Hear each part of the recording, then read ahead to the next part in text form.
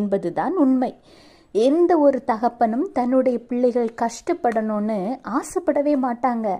ஆனால் ஒரு அளவிற்கு மேல் தவறுகளை செய்யும் பொழுது, தகப்பனின் பேச்சை உதாசீனப்படுத்தும் பொழுது, சில கஷ்டங்களை பட்டாவது என் பிள்ளைகள் திருந்த வேண்டும், நல்ல நிலைக்கு வர வேண்டும், உயர்வடைய வேண்டும் என்றுதான் எல்லா தகப்பனும் ஆசைப்படுவாங்க.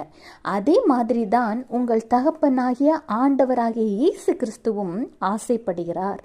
ஆனால் நீங்கள் கஷ்டப்படும் பொழுது உங்களின் கண்ணீரை காட்டிலும், நீங்கள் வேதனைப்படுகிற வேதனையை காட்டிலும் அதிக வேதனைப்படுகிறவர், அதிக கண்ணீர் வடிக்கிறவரும் ஆண்டவராகிய இயேசு கிறிஸ்து தான்.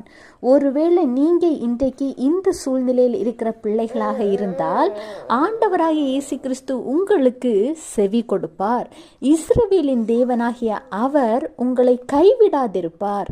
எனவே